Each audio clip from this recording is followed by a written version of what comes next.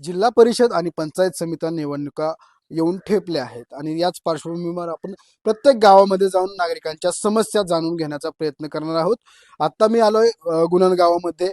माझ्यासोबत काही नागरिक आहेत. त्यांच्याशी आपण थोडक्यात बातचीत करणार आहोत. काय सांगाल काका, आपल्या भागामध्ये कसा विकास झालाय आणि आमच्या कसं भागामध्ये अपेक्षित? विकासच नाही. विकास ही चीज कशाला म्हणतात तेच आम्हाला माहिती नाही. हा, काय विकास केलाय आमच्याकडे? एक तर आमचं गाव रस्त्यापासून कितीतरी जवळजवळ 1-1.5 किलोमीटर आतमध्ये. आम्हाला गाड्यांची सोय नाही. जाण्या येण्याचा रस्त्याचा हे नाही. आम्ही काय करायचं? विकास हा नाहीच आहे. आमची मशानभूमी तिकडे कुठे नेली खड्ड्यात. म्हणजे 2 किलोमीटर गावापासून 2 किलोमीटर पाहुणे रावळे आमच्याकडे ते वैतागतात की एवढ्या लांब मशानभूमी कशाला नेली. हा, म्हणजे 2 किलोमीटर जायचं, तिथं 2 किलोमीटर यायचं, 2 किलोमीटर यायचं. पाहुणे रावळे आमचे वैतागतात की तुम्हाला इथं जवळ कुठं नाही का एवढ्या लांब कशाला नेली मशानभूमी. अगोदरची स्मशानभूमी कुठे होती? अगोदर मशानभूमी नव्हतीच. आम्ही नदीला नेऊन जाळायचो माणसाला. आता सुद्धा मशानभूमी जायला रस्ता नाही.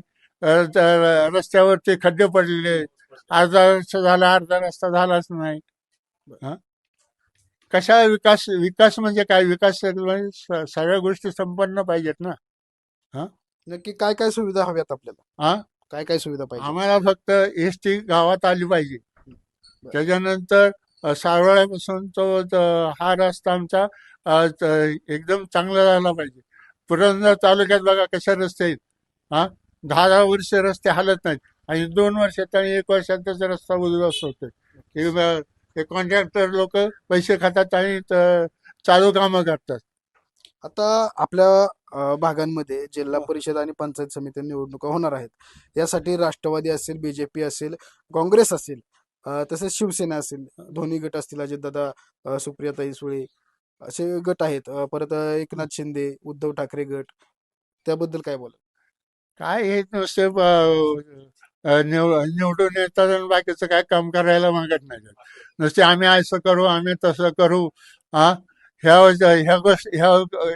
ह्या गोष्टी आम्हाला सुनावतात आणि मतदान झालं, गेली की ते विसरून झालं. आता बोगस मतं चालली. हा, आमच्या मतदानाचं काही हेच नाही, व्हॅल्यूच नाही. काय व्हॅल्यू आहे मतदानाचा? पैसे देऊन विकत घेऊन पैसे देऊन मतं घेतात. हा,